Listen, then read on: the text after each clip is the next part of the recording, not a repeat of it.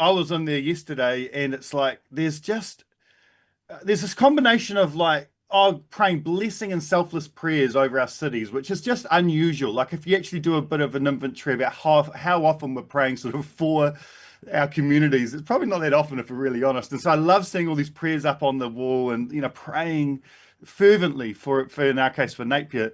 But also then I like go to the cross and I'm like seeing all this like raw confession and the struggle with sin and the desire, the thankfulness for God's grace and mercy. So it's not like these super spiritual ninjas are walking into the prayer room. It's just humans who need the grace of God. So that whole combo for me, I just absolutely love. I absolutely love it. If you're wondering what we're talking about, the Pentecost Prayer Initiative is happening all around the country. There's hundreds of churches taking part, and I'm sure in your area, if your church is not a part of it, there will be a church that is, and often they're open basically for anybody to come and sign up for a session, pray for an hour, and when we say 24/7, that's legit. So 1 a.m., 2 a.m., 3 a.m., there's people in there locked in. I mean, do you guys have basically a person who's on call to be like, hey, look, no one's signed up for the 3 to 4 this morning. You're going to have to get there. Just to be clear, it's like if there's a couple of hours that don't get filled, it's not like the whole thing's negated and God's apart. like, oh, it's mate. a technicality. The prayers don't work anymore. The prayer domino, like a kind of theology or something. So, there's in our prayer room here in Napier, there's probably been a couple of hours that people. In fact, I've got my good mate who's so organised and normally so on it, missed a couple of hours and we've been stick ever since. But yeah, so in our case, there's a lock on the door and stuff. So if there's an hour that's missed, that's fine. People sort of no worries. Well, either way, go check it out. And you've still got many days. Obviously, it's going up till Sunday with Pentecost Sunday coming. If you want to click in and try it out, if you haven't done so already. I really liked, because at our church where we meet, the prayer room that's kind of set up there is kind of right as you enter, and a bunch of the sort of different aspects of it were up on the wall, and there was a map of New Zealand, and then there's a map of the world, and you could kind of write a prayer on like a post-it note and then smack it on next to a location, and it was cool. I was just reading through some of them on Sunday and just seeing the heart people had for certain areas and specific things that are going on there that maybe they know about, or it was really, really encouraging for me to see that. And then it kind of connects you too on the map of the world, thinking about Christians and all these other different places where things are happening and often you don't hear about it. You mentioned something just off here a second ago. You talked about quiet revival going on and something you'd seen in the UK. And this kind of will lead into what we're going to talk about in a moment about the big event that's happening in Auckland tomorrow. How quiet is this revival? Is it it's quiet enough that you've got no idea about it.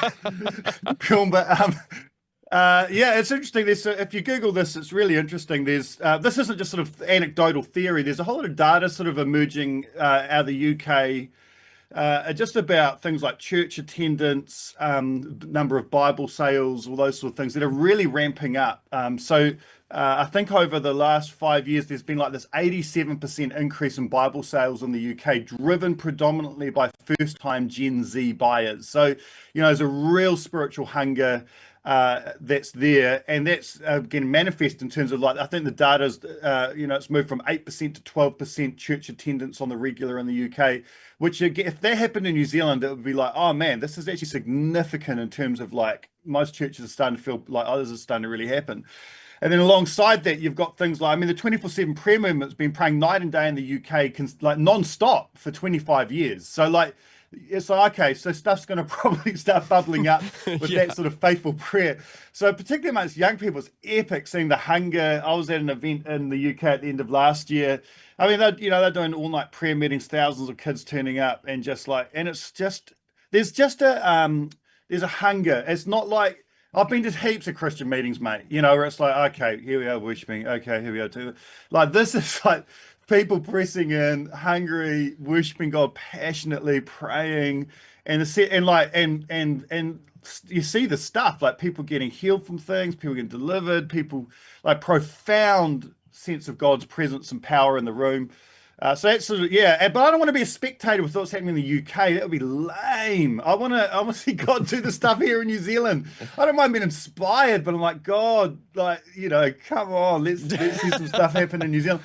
And maybe we need to see our faith grow a bit and be encouraged by that. But, Yeah, Let's you don't want to be press in together. the little boy on the outside of the window looking through the shop at the candy on the other side. So That's right. tell us about this event that's happening. I know it's in Auckland, so for a lot of people, yeah, okay, you might not be able to head along, but for the people that can, is St. Paul's Church tomorrow, Wednesday? Yeah. What's the story? I mean, there's stuff happening around the country that's not 24/7 prayer, which is, as part of the Pentecost prayer thing. Lots of churches doing these sorts of things. But we're running 24/7 prayers, running something up in Auckland tomorrow night, 7:30 p.m. at St. Paul's Church. We're partnering with a whole bunch of churches, but everyone's welcome. It starts at 7:30, and it's not that clever or smart. We're just going to worship God. We're going to pray together. I'm going to share very briefly about some stuff out of Acts 2. And yeah, again, it's just it's an opportunity for us to seek God and to press in together and to pray and to invite God's Spirit to come.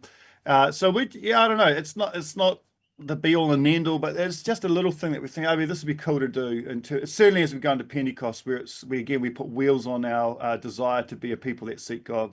Amen. So 7:30 tomorrow, Auckland, St. Paul's Church in the city. Easy to find. You can Google it. All the details are on the 24/7 prayer Facebook page and socials and that kind of stuff. Yeah, and I'm going to whack it on our homepage for 24/7 prayer as soon as I've said goodbye to you. Okay. So people can go there in like a couple of minutes. Bro, I say that on our show all the time. Check out our Instagram in a little while and the details will be there.